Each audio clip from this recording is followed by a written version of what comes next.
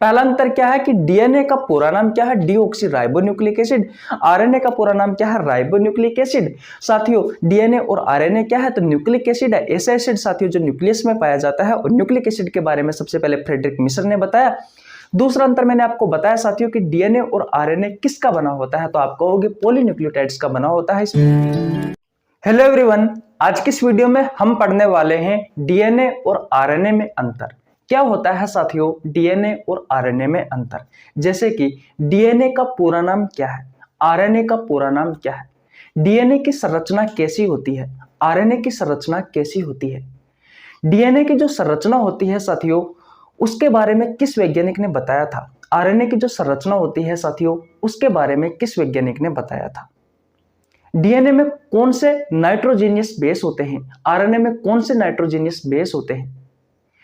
DNA में कौन सी शर्करा पाई जाती है, आरएनए में कौन सी शर्करा पाई जाती है। डीएनए का मुख्य कार्य क्या है, आरएनए का मुख्य कार्य क्या है।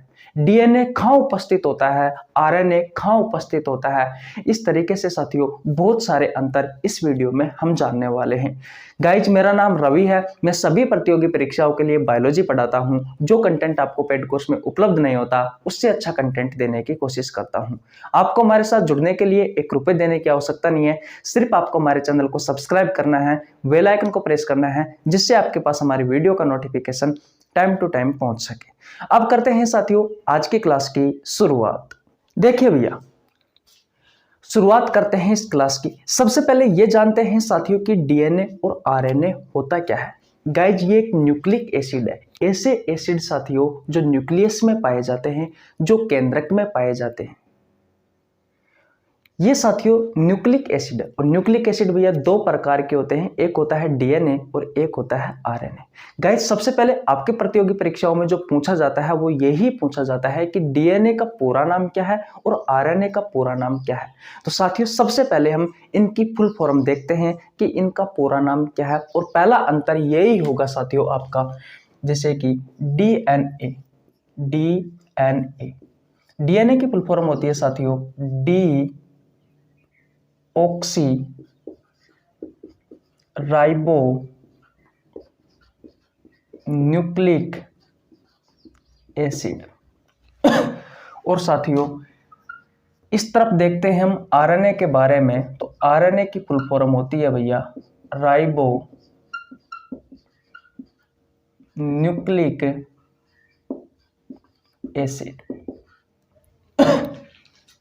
तो पहला अंतर आपको समझ में आया, डीएनए का पूरा नाम क्या है, डीऑक्सीराइबोन्यूक्लिक एसिड, और आरएनए का पूरा नाम क्या है, राइबोन्यूक्लिक एसिड। साथियों बहुत अच्छा क्वेश्चन है ये, आपसे आपके प्रतियोगी परीक्षा जैसे railway group D, NTPC, NEET, SSC, PCS, पटवार, पुलिस, इन सभी परीक्षाओं में साथियों पूछा जाता है कि डीएनए का पूरा नाम क्या है। तो गाइज डीएनए का पूरा नाम होता है डीऑक्सीराइबोन्यूक्लिक एसिड, और साथियों आरएनए का पूरा नाम होता है राइबोन्यूक्लिक एसिड। मैंने आपको बताया कि डीएनए और आरएनए साथियों एक न्यूक्लिक एसिड है।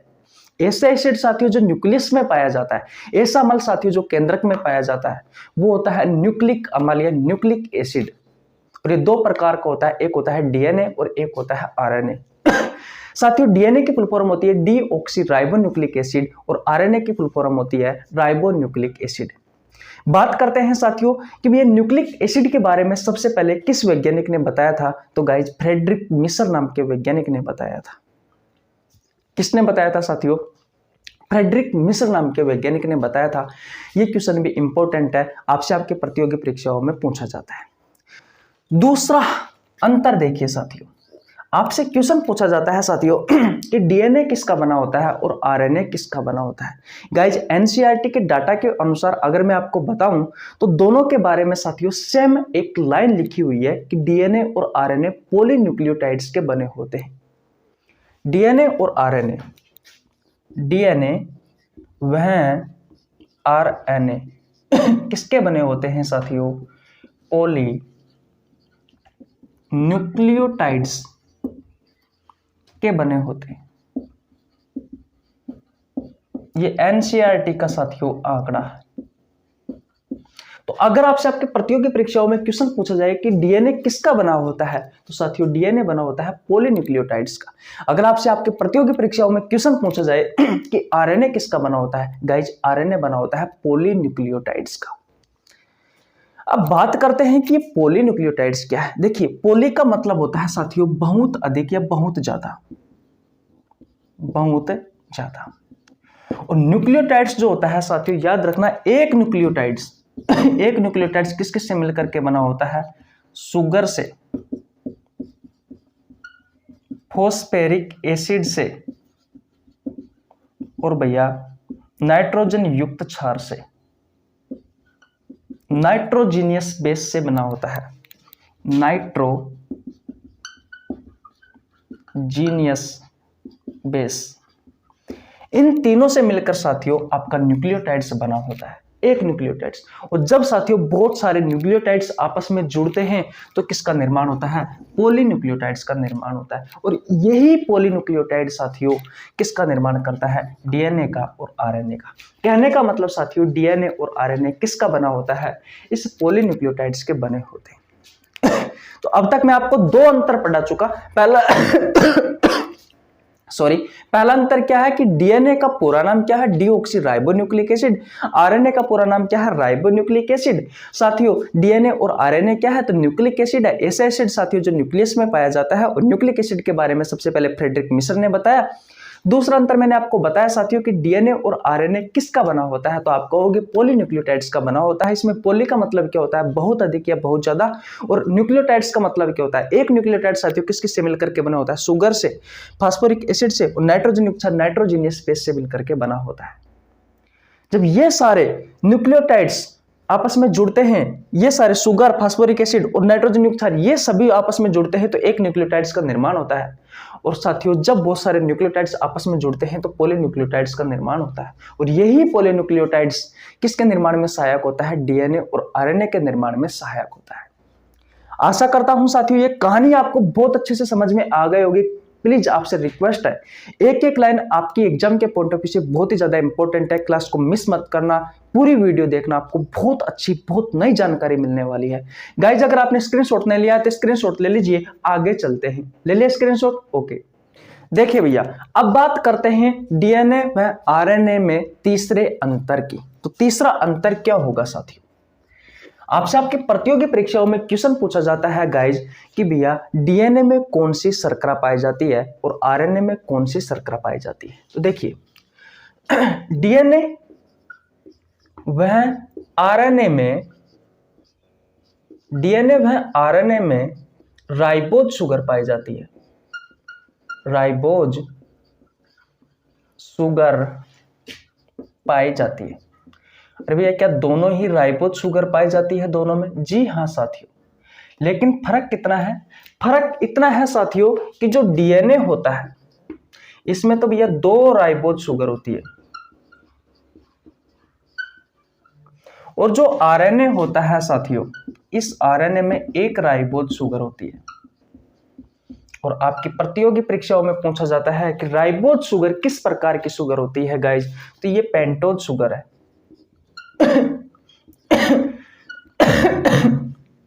किस प्रकार की शुगर है साथियों, ये पेंटोज शुगर है। अब बात आती है कि पेंटोज शुगर का मतलब क्या होता है। गाइज इस शुगर में 5 कार्बन होते हैं। कितने कार्बन होते हैं, 5 कार्बन होते हैं। 5 कार्बन वाली शर्करा है साथियों ये, इसलिए इसे पेंटोज शुगर कहा गया है। अगर आपसे क्वेश्चन पूछे कि डीएनए और आरएनए में किस प्रकार की शुगर होती है, तो भैया राइबोज शुगर होती है। लेकिन याद रखना डीएनए में 2 राइबोज शुगर होती है और आरएनए में साथियों 1 राइबोज शुगर होती है। किस प्रकार की शुगर है ये पेंटोज शुगर है, यानी कि 5 कार्बन वाली शुगर है। बोलो इतनी कहानी आपको समझ में आई नहीं है। एक एग्जांपल और देता हूं साथियों, आपने ग्लूकोज का नाम सुना होगा। ग्लूकोज का सूत्र क्या होता है, C6H12O6। इसमें कार्बन कितने हैं साथियों, 6 कार्बन है। कहने का मतलब साथियों ये हेक्सोज शुगर है। कि कौन सी शुगर है भैया, ये हेक्सोज शुगर है।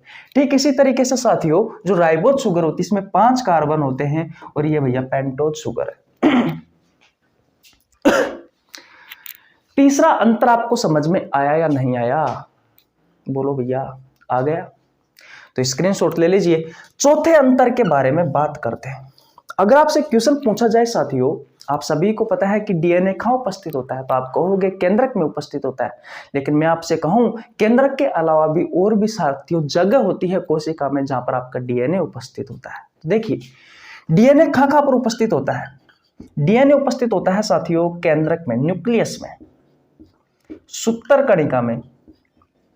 सूत्र कणिका कहा जाता है साथियों माइटोकॉन्ड्रिया को, माइटोकॉन्ड्रिया और क्लोरोप्लास्ट, इन तीनों में साथियों खुद का डीएनए होता है। चौथा अंतर समझ में आया।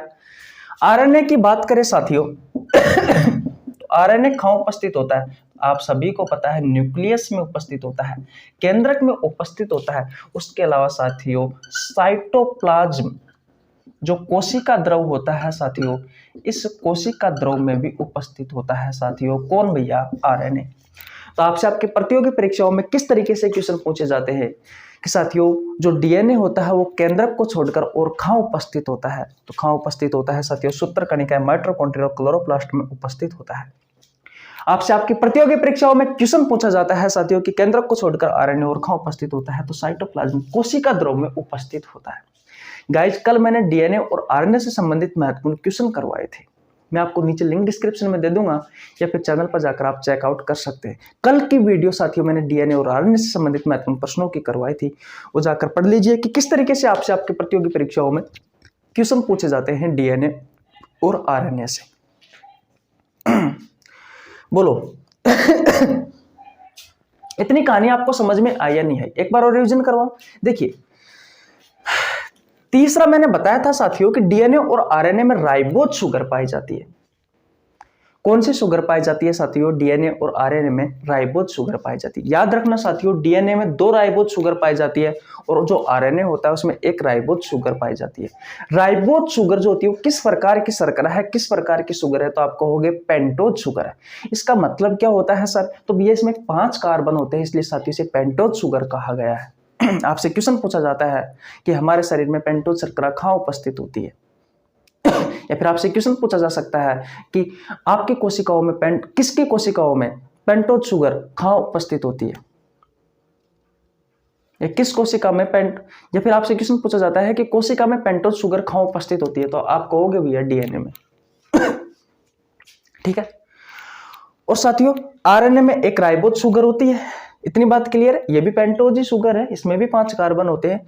अगर मैं एग्जांपल के बारे में बात करूं, जैसे कि 5 कार्बन वाली है पेंटोज शुगर कहा जाता है। ग्लूकोज होता है उसका सूत्र होता है C6H12O6, इसमें 6 कार्बन है तो इसे हेक्सो शुगर कहा गया है। ठीक इसी तरीके से साथियों जो राइबोज शुगर होती है वो पेंटोज शुगर होती है क्योंकि इसमें 5 कार्बन होते हैं। समझ में आ रहा है।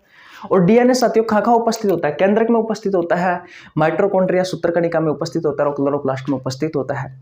आरएनए कहां उपस्थित होता है साथियों? तो केंद्रक में उपस्थित होता है, साइटोप्लाज्म यानी कि कोशिका द्रव में उपस्थित होता है। आशा करता हूं साथियों ये दोनों अंतर आपको बहुत अच्छे से समझ में आ गए होंगे। लास्ट के अंतर है गाइज, मिस मत करना, बहुत अच्छी बात बताने वाला हूं क्योंकि वहां से आपकी प्रतियोगी परीक्षाओं में क्वेश्चन पूछे जाते हैं। गाइज अगर आपने स्क्रीनशॉट नहीं लिया तो स्क्रीनशॉट ले लीजिए। ले लिया भैया? ओके आगे चलते हैं। अगले अंतर की बात करते हैं गाइज, अंतर नंबर 5 की। डीएनए और आरएनए में 5वां अंतर क्या है? देखिए डीएनए की बात करें साथियों तो डीएनए की जो संरचना होती है वो कैसी होती है भैया? तो आप कहोगे डबल हेलिक्स होती है। और गाइज आरएनए की संरचना की बात करें तो आरएनए की संरचना कैसी होती है? तो आप कहोगे भैया कि सिंगल हेलिक्स होती है। कैसी होती है? सिंगल हेलिक्स होती है। गाइज डीएनए की जो संरचना होती है वो द्विकुंडलित संरचना होती है और आरएनए की जो संरचना होती है वो एकल कुंडलित संरचना होती है। देखिए किस तरीके से।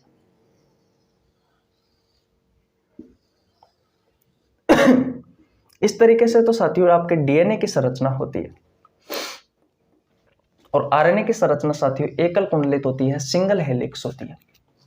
इसमें साथियों कौन कौन से नाइट्रोजीनियस बेस होते हैं? नाइट्रोजन युक्त क्षार होती है, तो एडिनोसिन जुड़ा होता है साथियों थाइमिन के साथ, हाइड्रोजन डबल बॉन्ड के साथ, और साइटोसिन जुड़ा होता है साथियों ग्वानिन के साथ हाइड्रोजन ट्रिपल बॉन्ड के साथ में। इसी तरीके से साथियों adenosine thymine cytosine guanine, adenosine thymine cytosine guanine, adenosine thymine cytosine guanine, adenosine thymine. कहने का मतलब साथियों एडिनोसिन जुड़ा हुआ होता है हाइड्रोजन डबल बॉन्ड के साथ में थाइमिन के साथ डीएनए में, और दूसरा साइटोसिन जुड़ा हुआ होता है साथियों गुआनिन के साथ में ट्रिपल हाइड्रोजन बंध के साथ में। लेकिन अगर आरएनए की संरचना में बात करें तो एडिनोसिन जुड़ा होता है यूरेसिल के साथ में हाइड्रोजन डबल बॉन्ड के साथ में, और साइटोसिन जुड़ा हुआ होता है साथियों गुआनिन के साथ में। तो कौन से नाइट्रोजन युक्त क्षार, कौन से नाइट्रोजीनियस बेस में अंतर है? डीएनए की संरचना में एडेनिन के साथ में कौन जुड़ा होता है? थाइमिन, और यहाँ पर एडेनिन के साथ में कौन जुड़ा होता है? यूरेसिल जुड़ा हुआ होता है। इन दोनों में अंतर है भैया नाइट्रोजीनियस बेस में। तो एक यंत्र योग है साथियों डबल हेलिक्स होता है, ये सिंगल हेलिक्स होता है। दूसरा अंतर योग है साथियों मैंने इसी में ही बता दिया संरचना में ही कि थाइमिन जुड़ा होता है एडेनिन के साथ में या फिर एडिनोसिन के साथ में और साथियों एडेनिन या एडिनोसिन के साथ में कौन जुड़ा होता है? यूरेसिल जुड़ा हुआ होता है आरएनए की संरचना में, और इसमें ये जुड़ा होता है। बोलो इतनी बात समझ में आ गई? ओके। अब देखिए डीएनए की जो संरचना होती है साथियों वो डबल हेलिक्स होती है। तो आपसे आपकी प्रतियोगी परीक्षाओं में क्वेश्चन पूछा जाता है कि डीएनए का डबल हेलिक्स मॉडल किसने दिया था? डीएनए का डबल हेलिक्स मॉडल किसने दिया था भैया? वाटसन व क्रिक ने दिया था। और इस संरचना के बारे में किसने बताया था सिंगल हेलिक्स के बारे में? तो भैया फ्रेडरिक मिस्चर नामक वैज्ञानिक ने बताया था, जिसने साथियों न्यूक्लिक एसिड के बारे में बताया था। उसी फ्रेडरिक मिस्चर ने साथियों आरएनए की सिंगल हेलिक्स यानी कि एकल कुंडली संरचना के बारे में बताया था। बोलो क्या आपको समझ में आया या नहीं आया साथियों? स्क्रीनशॉट ले लीजिए। ले लिया स्क्रीनशॉट? एक बार और रिवीजन करवाते हैं। देखिए भैया मैं आपको क्या बताना चाह रहा हूं, मैं आपको बताना चाह रहा हूं डीएनए और आरएनए में अंतर क्या है। सबसे पहले जो अंतर आता है वो ये आता है कि डीएनए की संरचना कैसी होती है। तो डीएनए की संरचना होती है डबल हेलिक्स यानी कि द्विकुंडलित संरचना होती है। ऐसे दो कुंडली होती है साथियों इस डीएनए की संरचना में, और इस संरचना के बारे में सबसे पहले किसने बताया था साथियों? वाटसन व क्रिक ने बताया था। आपसे आपके प्रतियोगी परीक्षाओं में क्वेश्चन पूछा जाता है साथियों कि डीएनए का डबल हेलिक्स मॉडल किसने दिया? तो वाटसन व क्रिक ने दिया। मैंने आपको बताया था डीएनए और आरएनए किससे मिलकर के बने होते हैं? पॉलीन्यूक्लियोटाइड से मिलकर के बने होते हैं। पॉली का मतलब होता है बहुत सारे, और न्यूक्लियोटाइड्स का मतलब होता है साथियों एक न्यूक्लियोटाइड्स किस किस से मिलकर के बना होता है? शुगर से, फास्फोरिक एसिड से, और साथियों नाइट्रोजन युक्त क्षार से। तो गाइस जो नाइट्रोजन युक्त क्षार है वो भैया इसमें एडेनिन के साथ में थाइमिन जुड़ा हुआ होता है हाइड्रोजन डबल बॉन्ड के साथ में, और साइटोसिन गुआनिन के साथ में जुड़ा होता है हाइड्रोजन ट्रिपल बॉन्ड के साथ में।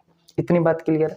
आरएनए की संरचना बात करें साथियों तो आरएनए की सिंगल हेलिक्स संरचना होती है यानी कि एकल कुंडली संरचना होती है। कुछ इस तरीके से एक ही कुंडली होती है। ये जो संरचना है साथियों इसके बारे में किसने बताया था? जिसने न्यूक्लिक एसिड के बारे में बताया था फ्रेडरिक मिस्र ने। इसी फ्रेडरिक मिस्र ने साथियों इस आरएनए की सिंगल हेलिक्स संरचना के बारे में बताया था। इसमें साथियों जो नाइट्रोजन युक्त क्षार है वो एडिनोसिन या एडेनिन के साथ में यूरेसिल जुड़ा हुआ होता है हाइड्रोजन डबल बॉन्ड के साथ में, और साइटोनिन जुड़ा हुआ होता है साथियों गुआनिन के साथ में हाइड्रोजन ट्रिपल बॉन्ड के साथ में। इतनी कहानी आपको समझ में आई या नहीं है? अगर आई है गाइस तो स्क्रीनशॉट ले लीजिए, फिर और बातें करते हैं और इनको मिटा देते हैं। देखिए भैया अब बात करते हैं डीएनए व आरएनए में छठे अंतर की। छठा अंतर क्या है? सबसे पहले बात करते हैं कि डीएनए क्या है। तो गाइस ये एक जेनेटिक मटेरियल है, जेनेटिक मटेरियल है, आनुवांशिक पदार्थ है, आनुवांशिक पदार्थ है। कौन साथियों? डीएनए।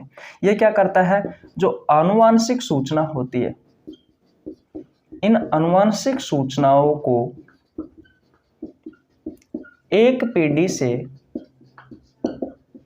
दूसरी पीढ़ी तक पहुंचाता है, दूसरी पीढ़ी तक पहुंचाता है। इतनी बात समझ में आ गई? और गाइज आरएनए की बात करें तो आरएनए क्या करता है, ये भैया प्रोटीन के निर्माण व संश्लेषण में सहायक होता है।